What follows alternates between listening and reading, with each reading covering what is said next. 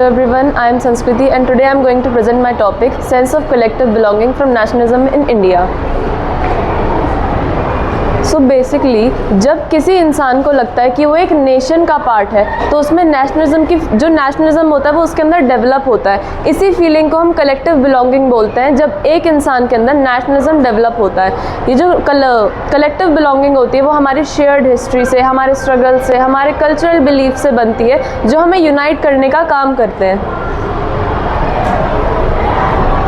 Collective belonging बनाने के काफ़ी तरीके होते हैं, जैसे कि आप अपने कल्चरल सिंबल यूज़ कर सकते हैं जो सभी इंडियंस के लिए या फिर किसी भी एक कंट्री के सभी लोगों के लिए कॉमन होता है। जैसे इंडिया के लिए भारत माता या फिर नेशनल फ्लैग्स हो गया हमारा, वो कॉमन है, वो सभी इंडियंस के लिए कॉमन है। वो हमारा एक कल्चरल सिंबल है जो इंडिया को रिप्रेजेंट करता है। हमारा जो फोक ट्रेडिशन है, सभी का फोक ट्रेडिशन अलग होता है, पर अगर हम एक इंडिया के परस्पेक्टिव में देखें तो हमारी जो डाइवर्सिटी है वो हमारी यूनिटी के लिए भी काम करती है। हम अपने फोक ट्रेडिशन को यूनिटी के लिए यूज़ कर सकते हैं, बट जो हमारे फेस्टिवल्स हैं, अलग अलग फेस्टिवल्स, उन्हें हम अपनी कल्चरल आइडेंटिटी बनाने के लिए भी यूज़ कर सकते हैं। जो हमारी नेशनल हिस्ट्री है, जो इंडिया की नेशनल हिस्ट्री रही है, जो पास्ट रहा है हमारा इंडिया का, वो काफ़ी ग्लोरियस था। इंडिया की जो हिस्ट्री है वो एडवांस थी टेक्नोलॉजी में या आर्किटेक्चर में या साइंस में, किसी भी चीज़ में जो इंडिया की हिस्ट्री थी वो काफ़ी ज़्यादा ग्लोरियस थी।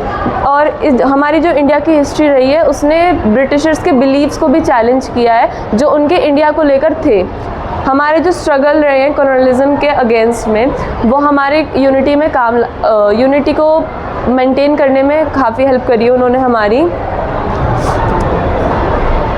जो रोल ऑफ भारत माता है, वो भारत माता एक हमारा कॉमन कल्चरल सिंबल है जिसकी सभी इंडियंस इक्वली रिस्पेक्ट करते हैं, irrespective of their gender, caste और रिलीजन।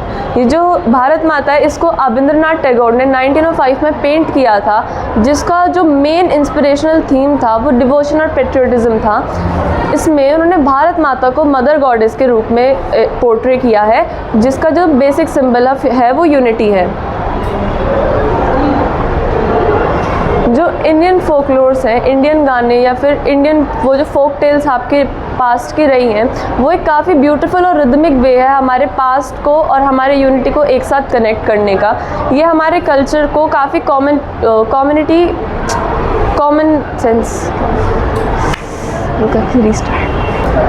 ये हमारे कल्चर को एज अ कॉमनली भी शो करता है, पर हमारी जो डाइवर्सिटी है उसे भी साथ में शो करता है। रविंद्रनाथ टैगोर हो गए, नटेशा शास्त्री हो गए या फिर जो भी अदर जो लोग थे, उन्होंने फोक टेल को रिवाइव करने में काफ़ी हेल्प करी है।